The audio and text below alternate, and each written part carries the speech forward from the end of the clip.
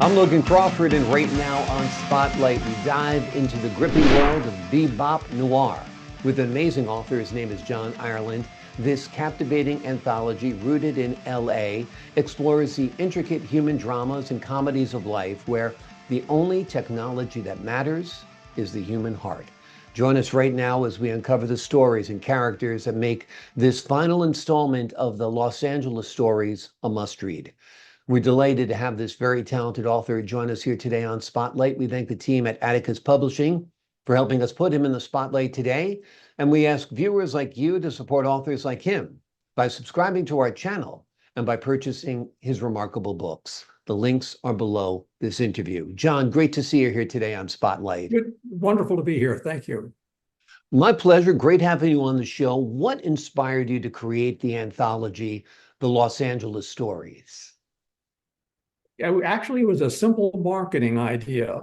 I realized that I had written screenplays, and everybody said you're writing them too much like a novel. You're leaving in too much description. And I said, but that's what I want. I want the camera people and everybody to read these descriptions and get a feel.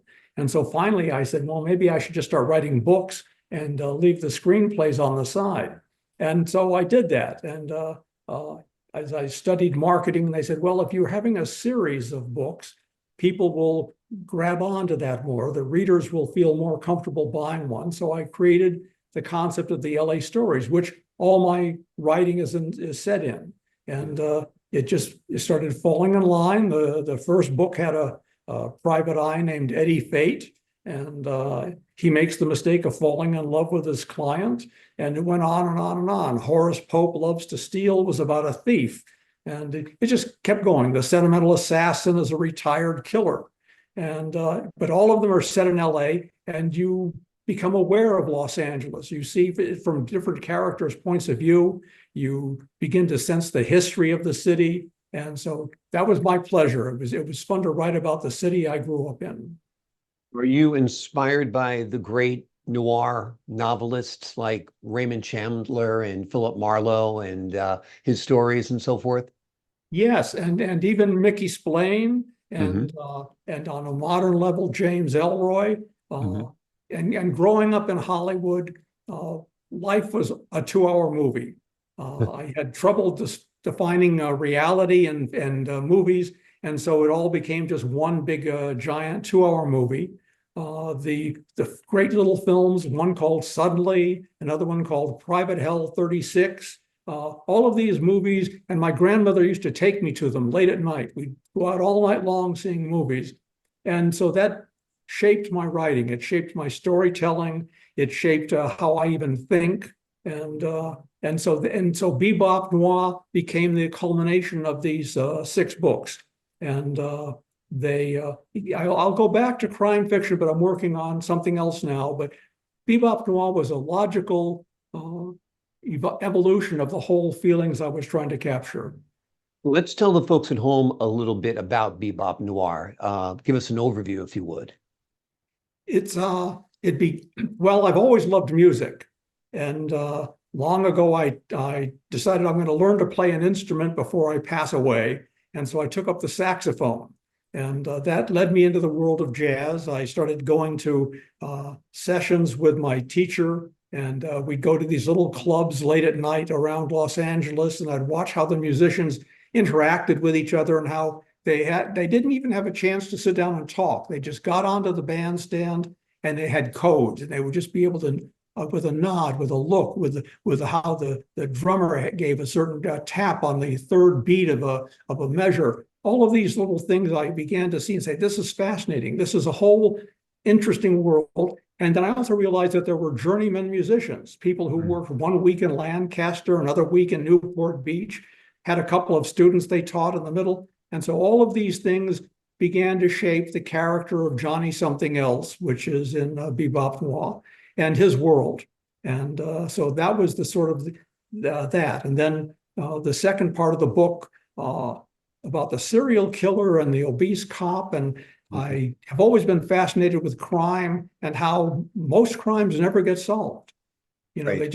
I said, well, you know, whatever happened? Did the killer just move away? Is he in jail? uh, how random life interferes with our stories and then turns around and takes it in whole new directions. And so that was the whole point of the Bebop Noir second part, to take a killer and a cop and have them live their lives parallel to each other, looking for each other, but whether or not they find each other is the thing that has to be resolved in the end. Wonderful. Well, you've got the soundtrack, this great, cool jazz, maybe something a little Chet Baker-esque. You've got a beautiful city like Los Angeles that lends itself to filmmaking, a wonderful character like Johnny something else. So when are we making the movie? Well, that's going to be up to Hollywood. Yeah. I have sort of gone past that part of my own life. Sure. I just have books I want to keep writing. And the beauty of a book is in many ways, it's the perfect movie. Yeah. You can say it any way you like to say it. The descriptions are all yours. There's nobody saying, gee, you have to cut this back or you have to change this for some reason. A book is a purely solitary adventure for the writer, and then the readers get to take it and go from there. So I'm thrilled just writing books now. And if somebody wants to make a movie, that's up to them. Exactly. The work is out there. They would make terrific films if they decide to do it. That's great. Trying to figure out Hollywood, as you know, after doing it for a couple of years, is impossible to figure out. But certainly there's a lot of niches out there nowadays with all of the streamers and so forth, and a desperation for good content. And that's what you've created here. That's for sure. Out of the 6 books that make up the Los Angeles stories, is there a favorite? I know it's like asking to choose among children, but I'll ask anyway. Each one becomes a favorite in its time, and then something else comes along and replaces it. The only book that has a character that I consider doing a sequel on is called Horace Pope Loves to Steal. And it's about a thief named Horace Pope.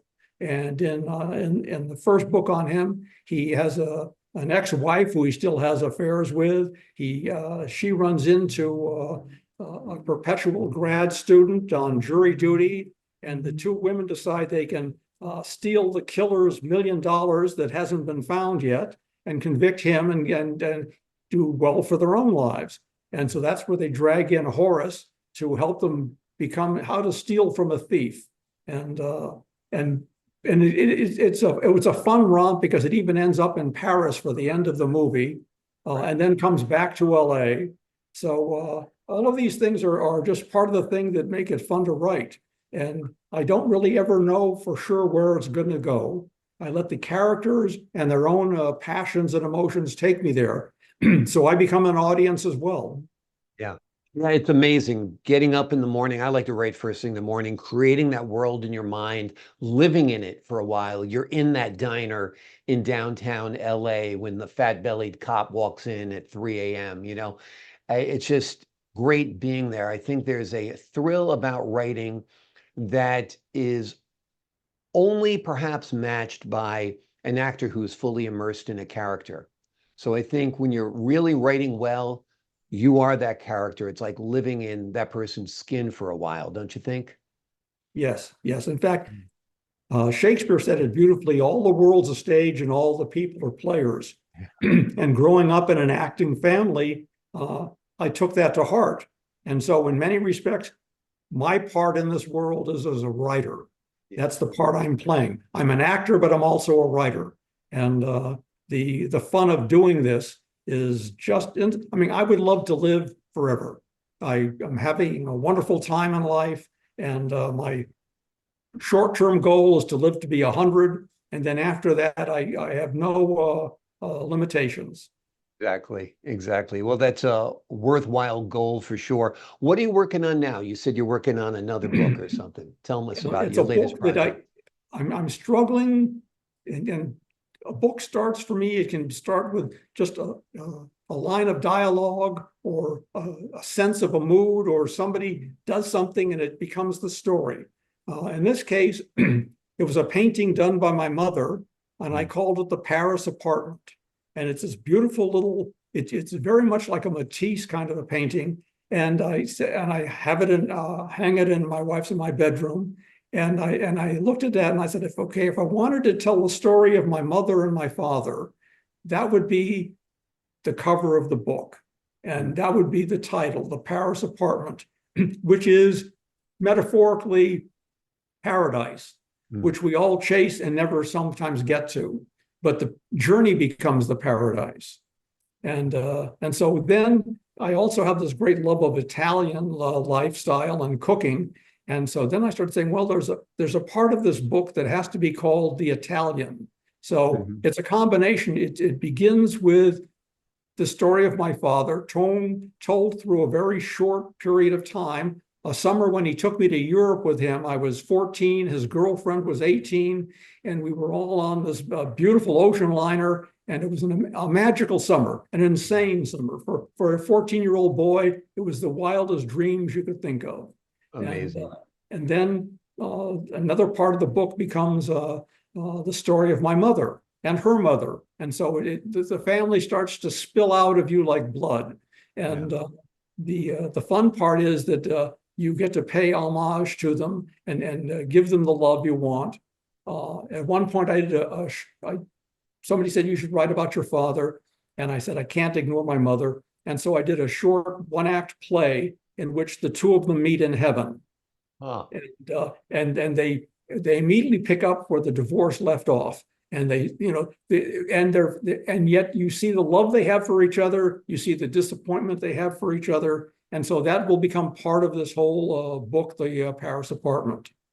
It sounds wonderful. You are absolutely a natural born storyteller. We have whetted the audience's appetite a little bit when we mentioned your dad was an actor. Tell us a little bit about your dad. Who was he? John Ireland also, correct? Yes. He was nominated in 1950 for the 1949 Best Supporting Actor Oscar. And he went to that just brimming with the hope that he would win. And when they announced the winner, he jumped up thinking it was going to be him. And it wasn't him. It was a Dean Jagger, another actor, very fine actor. And so my father suddenly realized he was standing up. And so the only thing to do is start applauding and lead the rest of the audience into a standing ovation. Wonderful. So that was, and he loved acting. He never got past the 7th grade in school. He was a child of the Depression. And he found a job. I think he must have been maybe 17 years of age. He saw an ad for a job that was $1 a week and a cot to sleep on. And he walked in and he had never seen a play in his life.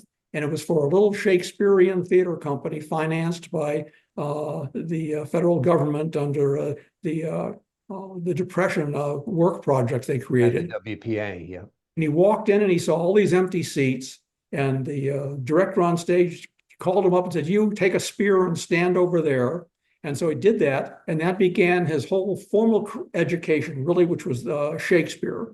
And over the next few years, he learned every single play and performed in every one of them. And even the night I was born, he was in Macbeth up in Boston. And so the stage and theater has always been part of his life and my life. And we even had a chance to work together a couple of times. Once I was an actor and I learned I was not a good one. And the other time I was as a stage manager. And anyway, it's been a magical life. And he was not only a dear friend, he as a young man, he struggled to be a father because he wasn't quite sure what it was. And I wasn't sure what a son was. And so it wasn't until probably when I was 13 that the two of us really connected and began to move through life together as not just father and son, but as great friends and as equals. Awesome. That's great. A beautiful story. The story you told earlier about being 14 years old and going to Europe with your dad, Italy, sounded amazing as well. You are a natural born storyteller, as evidenced in this great anthology that is written by John Ireland. The latest book that's out, we've been talking about today, is called Bebop Noir. It is rooted in Los Angeles and explores the intricate human dramas and comedies of life where the only technology that matters is heart. It is the final installment in a wonderful series of 6 books called The Los Angeles Stories. They are definitely a must read. Thank you so much for joining us here today on Spotlight, John. Thank you for having me. It's been a pleasure. Pleasure's been all mine, sir. To the folks at home, I'm Logan Crawford, thanking you for your time this time. Until next time on Spotlight.